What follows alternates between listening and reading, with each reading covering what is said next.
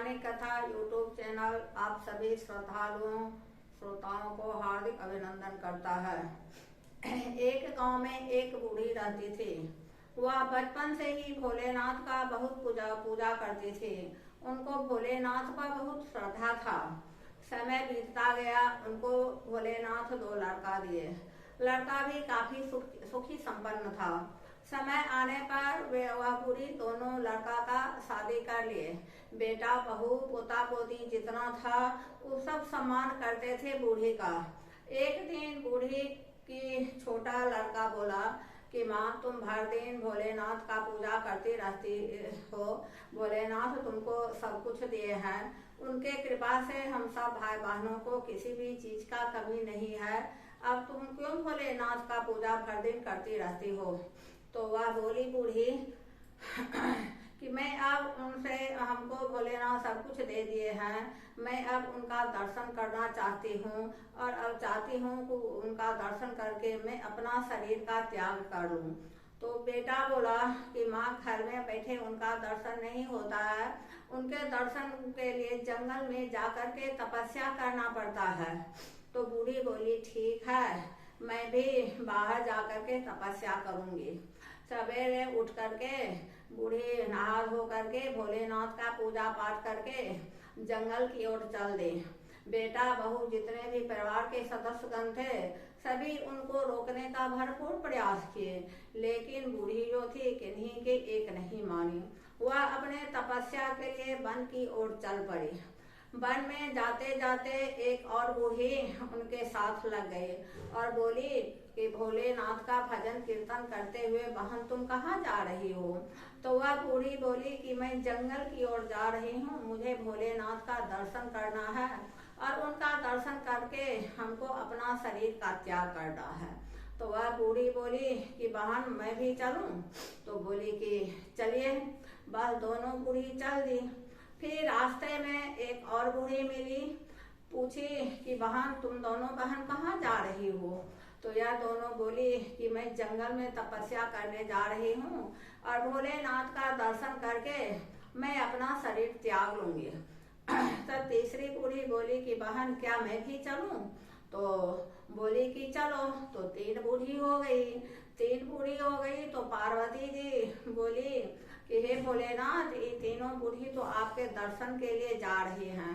तो भोलेनाथ बोले कि दर्शन इतना आसान नहीं है, पहले मैं इनका परीक्षा ले लूंगा, उनके बाद ही इनको दर्शन दूंगा।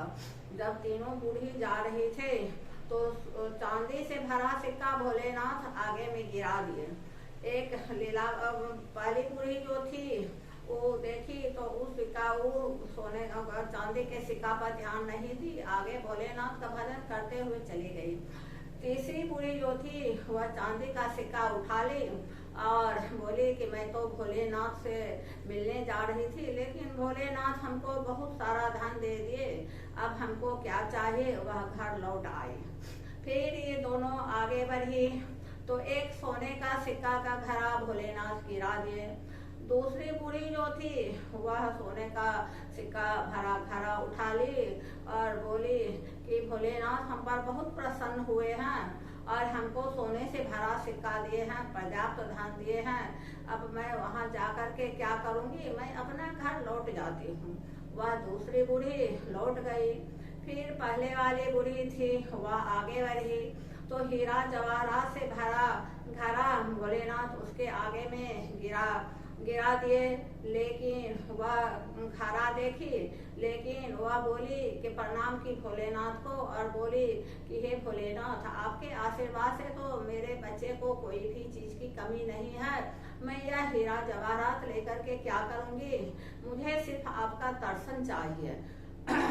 तो छोड़ करके बूढ़ी आगे चली तो भोलेनाथ बहुत प्राकृतिक आपदा भेजे उस बूढ़ी को।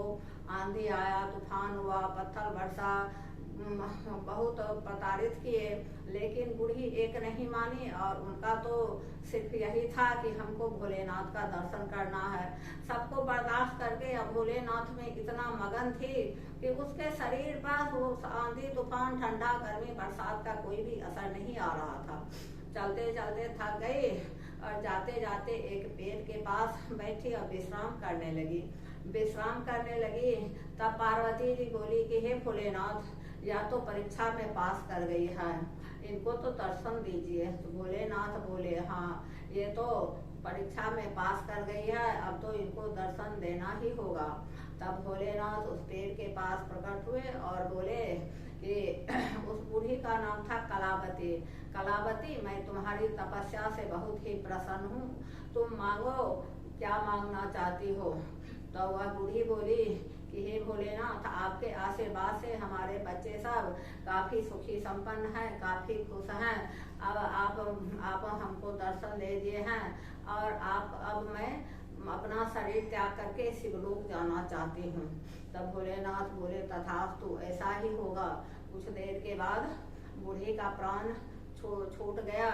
जो भक्त सच्चे हृदय से उनकी पुकार करते हैं और परीक्षा में सफल होते हैं, उन भक्तों को भोलेनाथ जरूर ही दर्शन देते हैं। अगर मेरा वीडियो आपको अच्छा लगे तो सब्सक्राइब कीजिए, लाइक कीजिए, कमेंट कीजिए, शेयर कीजिए। धन्यवाद।